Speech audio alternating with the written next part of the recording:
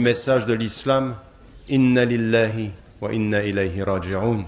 Un jour, Allah subhanahu wa ta'ala va nous rappeler et qu'il faut que nous tirions les plus profonds enseignements de cela. La vie est très fragile. La vie est très fragile. Ne l'oubliez jamais comme l'un des plus grands enseignements que nous envoie la disparition de quelqu'un que nous avons aimé.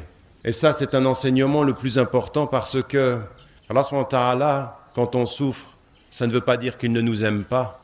C'est bien le contraire que dit le hadith du prophète alayhi salam. Dieu met à l'épreuve ce qu'il aime.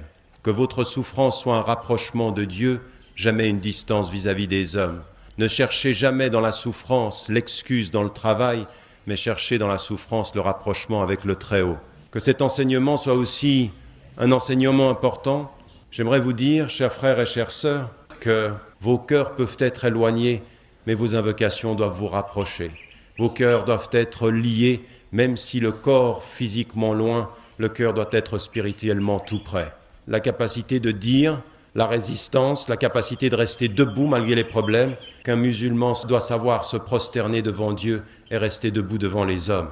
Sachez simplement une chose, la fidélité au message de l'islam, c'est de continuer à prier, c'est de continuer à jeûner, c'est de continuer à invoquer.